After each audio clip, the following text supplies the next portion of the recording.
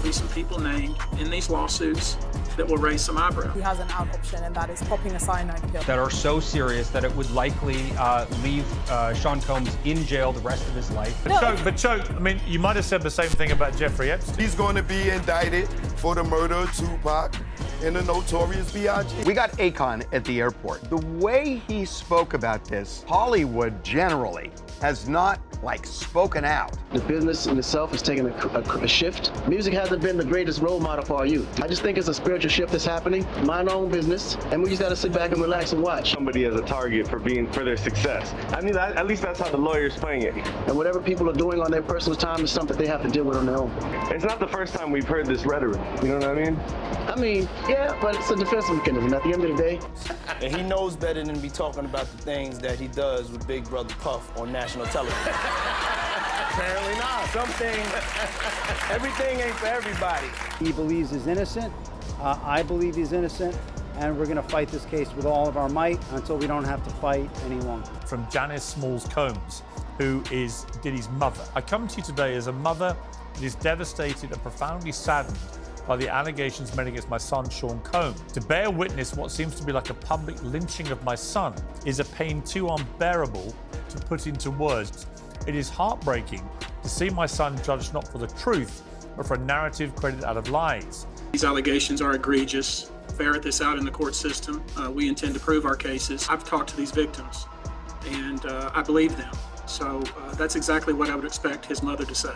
Just the fact you've got 120 already that you're repping, and you're getting so many calls, 12,000 calls in 24 hours, including many new allegations involving minors. What does that tell you about the scale of all this? It's true. I want people to know that are people that call that have bits of information, bits of evidence, video, perhaps pictures, thousands of people calling and hundreds of alleged victims. And how could that possibly be the case? And then, of course, we're particularly interested in people that had interaction with Mr. Combs and what they say happened to them. Conduct that allegedly occurred over a 25-year period, multiple different venues, each time has been alleged. Typically, it involves some sort of illicit substance placed in someone's drink, taken advantage of, and that's kind of the overarching theme here. Glance, you say, my goodness, that's just impossible that many people would call with information, particular modus operandi.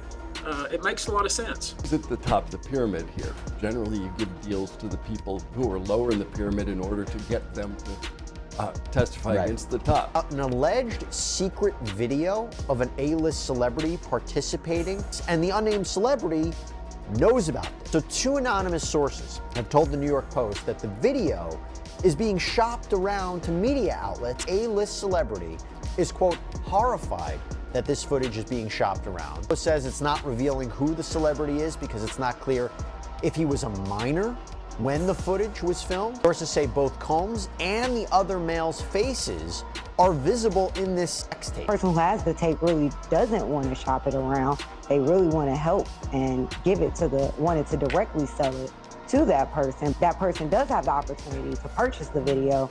If I were them, I would absolutely purchase the video. Howard Stern's discomfort at Diddy's all-white parties has become one of Hollywood's infamous stories, but it's only a glimpse into the larger narrative surrounding the legendary music mogul and his extravagant gatherings in the early 2000s. Diddy's white parties were the epitome of high society events, setting the standard for A-list gatherings. These weren't just parties, they were cultural moments where the most powerful names in entertainment, fashion, and media came together in flawless white attire, creating a visual spectacle. Under the Hamptons' sun or in opulent venues around the world, the atmosphere dripped with glamour, luxury, and the promise of a night to remember. However, beneath the perfectly curated image of these star-studded events, rumors swirled about what really went down when the cameras were no longer capturing the fun. The exclusivity of these parties was undeniable. It wasn't just about securing an invitation, but rather about navigating the multiple layers of access. Once inside, some of the industry's top names could be spotted mingling with Diddy's Harlem crew, old money elites, and fellow celebrities.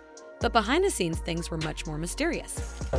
Ooh, that's my mama. Go mama. Oh.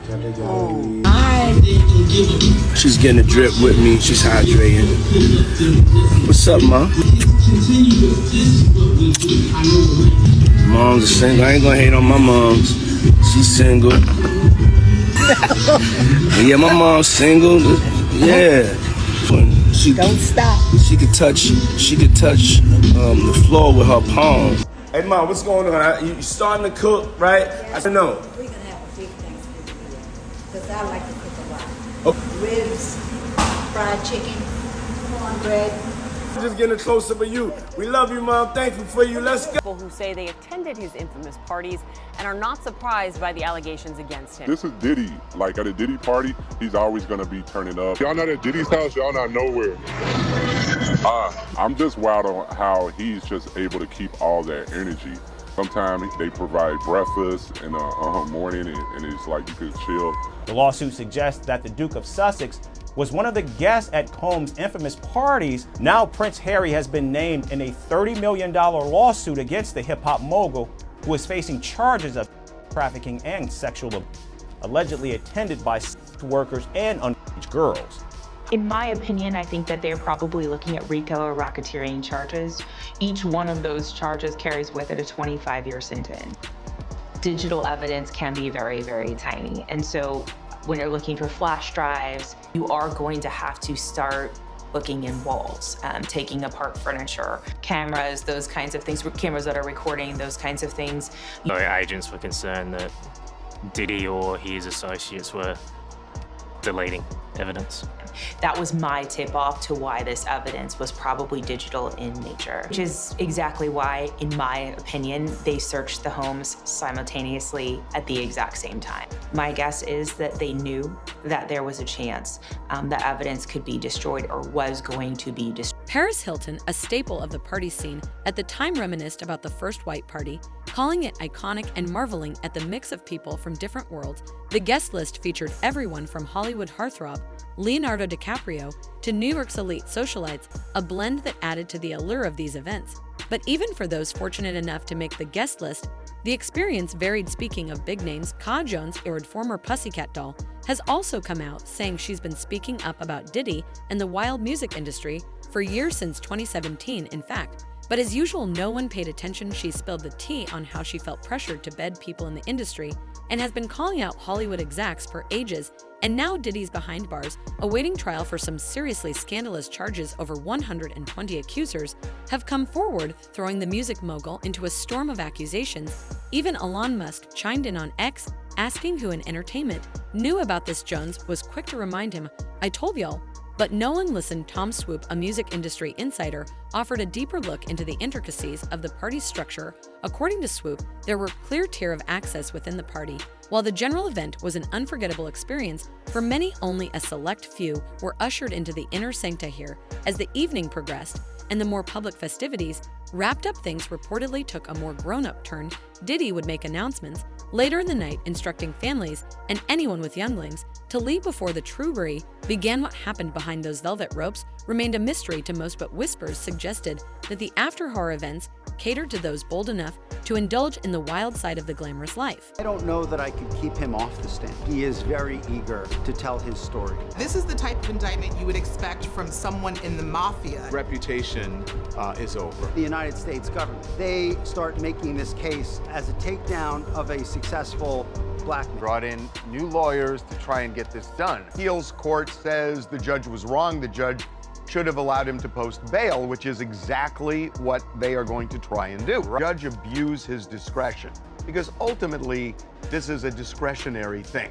And what the trial judge was saying is, look, he is a flight risk and a danger to say we're going to superimpose our view of it over the trial judge's view of it, in the sense that he's tried to intimidate and influence witnesses in the case. It's going to be hard to make that case to reverse what the trial judge did at the appellate court level. Alexandra Shapiro is one of the nation's premier appellate lawyers. She is the real deal. Suppose if there's some grounds for appeal that we're not seeing, Harvey, she's going to find it. Diddy is going to surely need a dream team much like OJ, and we are looking forward to the trial of a century. Jail is terrible for anybody.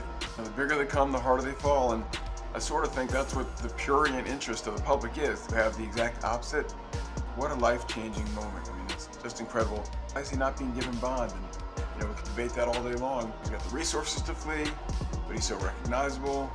And isn't he innocent until proven guilty? You have this much evidence and so much stuff out there, you can't think as a human being the judge isn't thinking that some people are more likely to be guilty than others. And what if he's vindicated? What if he's acquitted? Then how do you ever give him back those few months of incarceration? I mean, it's a legitimate concern. You know, no judge wants to wake up and read the headlines the next day. Sometimes where there's money, you can craft a unique solution. And now he's gone and he fled from justice. So that's what's in the back of most judges' minds. Sounds like special treatment, but the truth of the matter is, to incarcerate somebody like him, all the money he has and all the resources he has, they couldn't craft some solution that lets him be under some form of house arrest. Maybe some solution where his money could help us craft.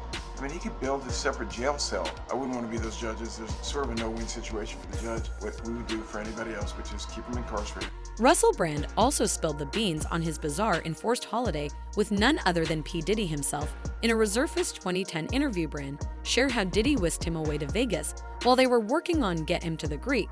But it wasn't your average vacation. Brand described Diddy as a man you just can't say no to, jokingly calling him intense and saying if Diddy wants you to do something, good luck trying to say no. Brand painted a picture of a man so influential and powerful that you'd end up doing everything from feeding his fish to picking him up at the airport, all while wondering how you became his errand boy. Russell made it clear, though he's no one's stooge, not even Diddy's, but even with all the glitz and glamour, not everyone was charmed. Jack Osbourne, in a now unearthed 2003 clip, seemed to sense something off about Diddy way before the accusations and criminal charges came to light after his sister Kelly Osbourne was gifted a diamond watch by Diddy. Jack didn't mince words. He straight up said, "I don't effing trust it." Kelly, for her part, seemed dazzled by the gift, but Jack had a bad feeling. Their mom, Sharon Osbourne, chimed in with her usual outlandish humor, jokingly about Diddy's Willie in ways that feel uncomfortable in hindsight, considering the serious allegations against him. Today, the Osbournes were far from the only ones with stories about Diddy. Over the years,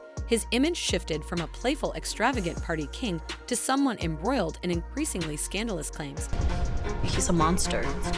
He's literally a monster. This man is gonna go down.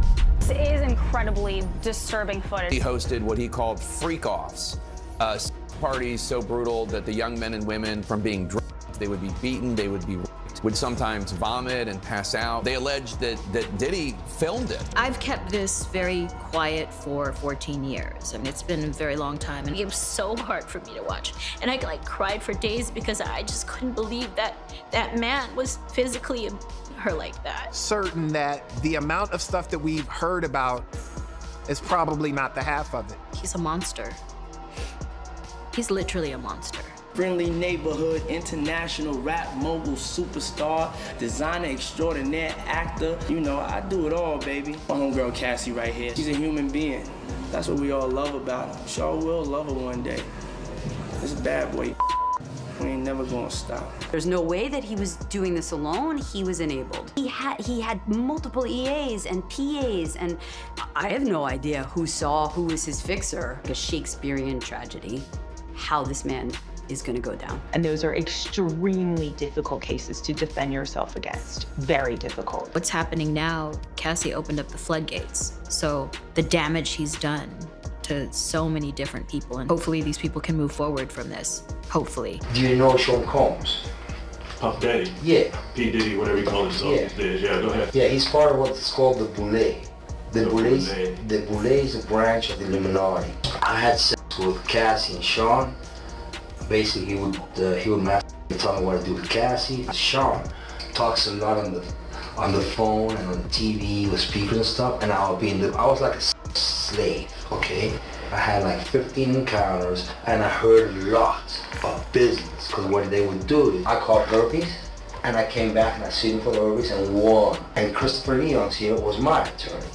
They asked me to turn in that. Mark Eros and Ben Mercedes were his attorneys, okay? It's possible, I threw everything out, it's possible I can produce a copy. The hip-hop agenda is an agenda to move drugs all over the United States. You need to involve the DEA. Okay, all the dope on private jets, which don't get screened by the DEA inside the United States, okay? They move cocaine and they move liquid cocaine in their bottles too. It's not good. He drinks it all the time.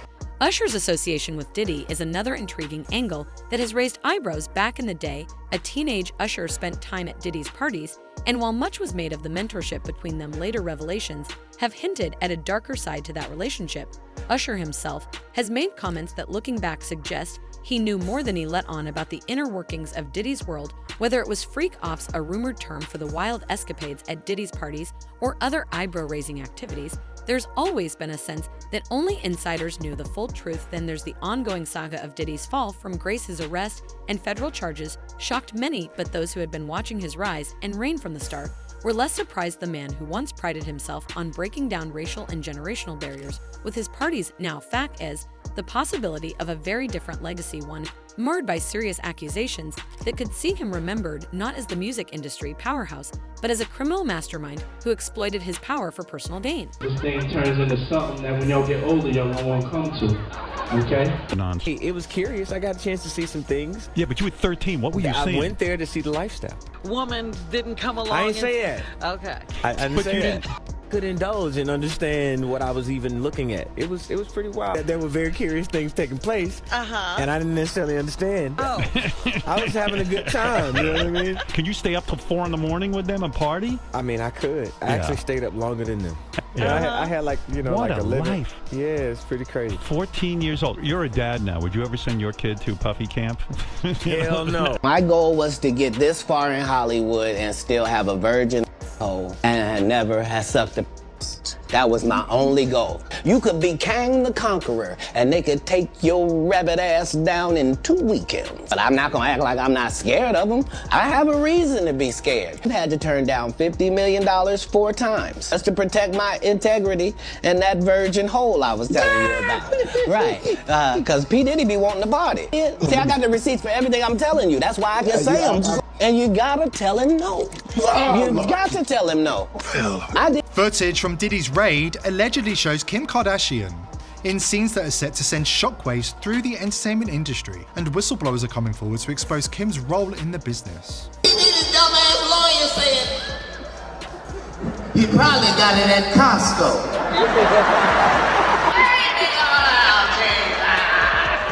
Costco hitting right back. We don't even sell baby oil. Costco hitting right back. We don't even sell baby oil.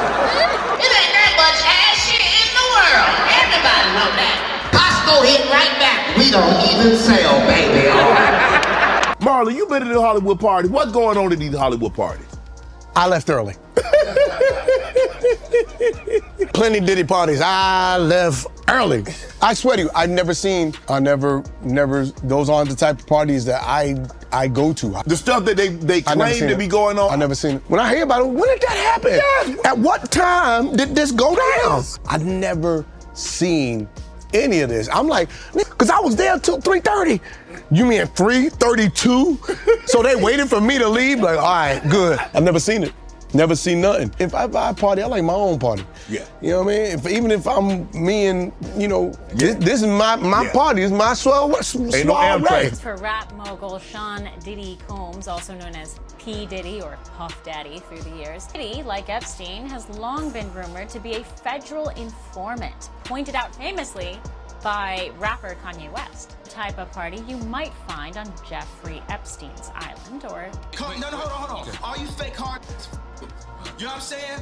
I'll get because you can't nobody in as far as Meek Mills, Puff Daddy, whoever, none of these all you fake hard anyway, and the reason why you got talk is because you did a deal, you fed.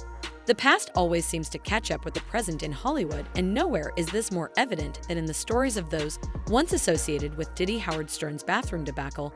May have been funny at the time, but it now feels like a small glimpse into a much more complicated narrative. Stern may have been treated poorly because of his status, but for many others, it seems the stakes were far higher. What started as rumors about uncomfortable situations at Diddy's parties have evolved into full-blown criminal investigations. The glamorous exterior has been peeled back, and what's underneath is anything but shiny. It's not just the world of entertainment that's reeling from these revelations. The broader public, too, is beginning to question how much they really knew about the behind-the-scenes activities of their favorite stars. Jack Osbourne's protective instincts for his sister seem prescient now, but how many other young stars might have fallen victim to Diddy's manipulations?